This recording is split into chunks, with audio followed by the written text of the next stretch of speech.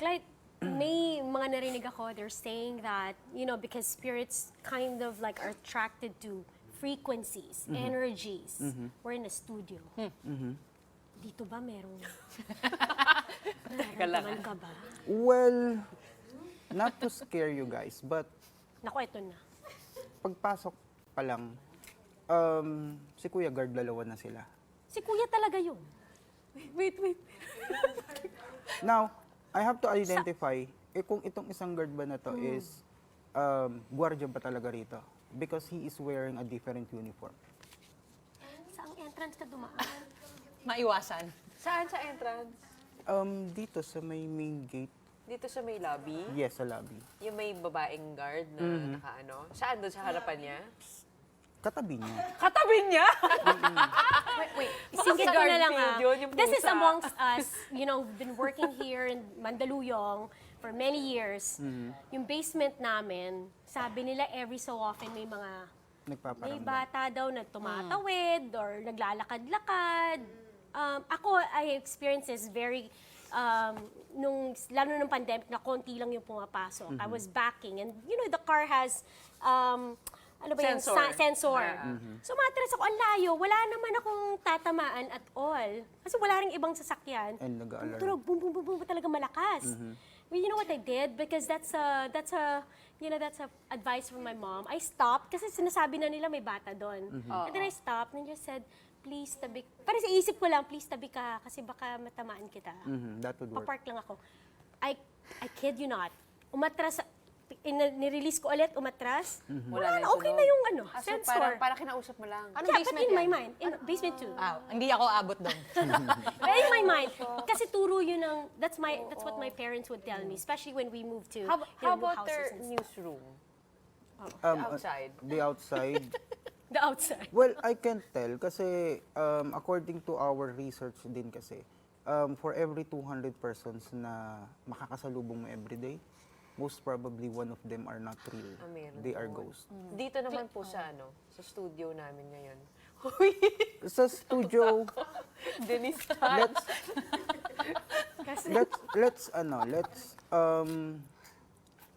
let's just say meron ako dito nakitang 4. Okay. Apat.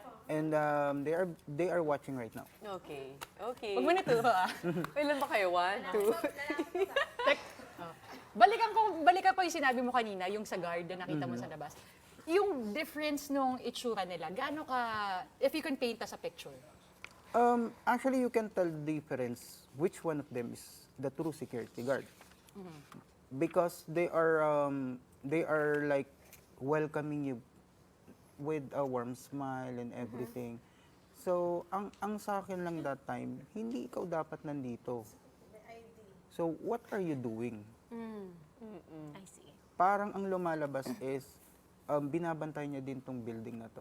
And he also, sabihin ko na lang na, na-disgrasya na security guard before.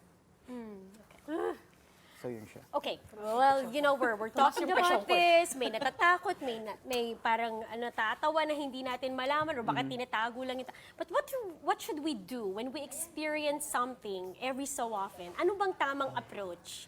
Kasi meron din sinasabi, lalo kang matakot, lalo kang tatakutin. Is that even true? This kind of ghost, or let's say, this kind of spirits or entity, they feed on the negative energy. So kapag katakot ka, you are creating a negative energy. Right. Kapag ka malungkot ka, umiiyak, etc. Paggalit din. Paggalit, that's a negative energy. But happy lang. So, the more na meron ka nun sa katawan mo, the more nalalapit sila sa'yo. May nagtatanong po pinipilit talaga po nila kasi wala sila dito, hindi namin kasama ngayon. Yung 4 daw po na nakita nyo dito sa studio, maaari nyo bang ma-describe ilang taon na, babae, lalaki, anong itsura? Okay, let's start dun sa entrance ng studio. There is this guy, lalaki siya. I think he is on 20s, late 20s ng age. And then there is this girl na nandun kanina malapit sa inupuan namin, which is around 35 something. And etong isa is hindi ko sasabihin kung nasan siya. Huwag mo na pero- sabihin kung saan. Pero Nangya kayo, nandiyan kayo sa taas. girl siya na Okay. na sinasabi niya sa akin na sinasabi niya na nasa 22 lang daw siya, and then kung okay lang daw ba na mag-stay, etc. And then itong isa is bata siya na nandun sa pinakadulo, which is kung saan hindi nagpupunta yung staff. Okay.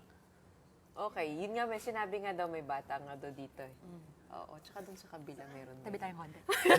Bilis na. Tabi tayong konti. Riza na dyan sa tabi mo. Well, anyway, just, to protect ourselves, yes, bukod dun sa pagiging positibo, ano pa ang pwede naming gawin? For those who don't want to see and want to Experience yung feel mga feel ganito. some sort of protection. Protection always is knowledge. Kasi, like I've always saying sa mga estudyante ko, ang tao natatakot sa mga bagay na hindi niya naiintindihan or hindi niya nalalaman. So once na alam mo yan, hindi ka na makakaramdam ng takot.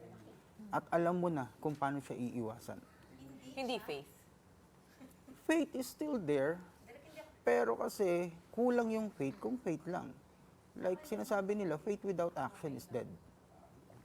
So you have to do more than faith.